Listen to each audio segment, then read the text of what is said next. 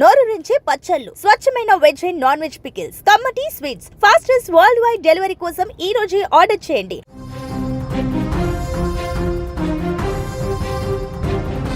రైతు సోదరులకు అదిరిపోయే శుభవార్త వచ్చేసింది. ఎప్పుడెప్పుడా అని ఎదురు చూస్తున్న పీఎం కిసాన్ నిధుల విడుదలపై క్లారిటీ వచ్చేసింది.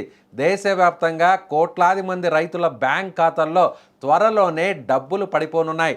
సాగు పెట్టుబడి కోసం కేంద్రం అందించే ఈ సాయం అన్నదాతల చేతికి అందే సమయం ఆసన్నమైంది.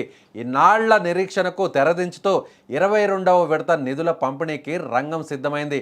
అస్సాం వేదికగా ప్రధాని మోదీ ఈ నిధులను విడుదల చేయబోతున్నారన్న వార్త ఇప్పుడు పల్లెల్లో జోష్ నింపుతోంది. మొత్తానికి పీఎం కిసాన్ సమాన్ నిధి పథకం కింద 22వ విడత పెట్టుబడి సాయం పంపిణీకి ముహూర్తం ఖరారైనట్లు తెలుస్తోంది.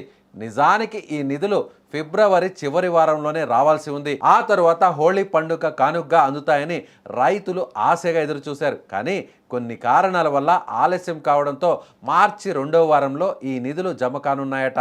వచ్చే వారం రోజుల్లోనే అంటే మార్చి 13వ తేదీన ప్రధాని మోదీ అస్సాం రాష్ట్రంలో పర్యటించబోతున్నారు. ఈ పర్యటన సందర్భంగానే దేశవ్యాప్తంగా ఉన్న అర్హులైన రైతుల ఖాతాల్లోకి ఒకే ఒక్క క్లిక్తో నిధులను బదిలీ చేసే అవకాశం ఉందని అధికార వర్గాల సమాచారం. గత ఏడాది నవంబర్ నెలలో 21వ విడత నిధులు అందుతున్నాయి.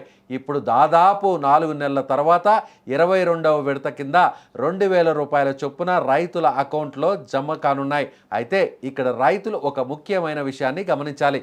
ఈ సాయం అందాలంటే మీ అకౌంట్కు ఈ కేవైసీ తప్పనిసరి.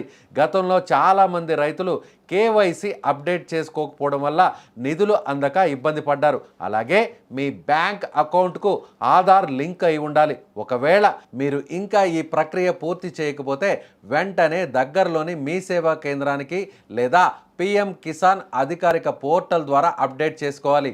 లేదంటే మీ పేరు అర్హుల జాబితాలో ఉన్నప్పటికీ సాంకేతిక కారణాలతో నిధులు ఆగిపోయే అవకాశం ఉంది.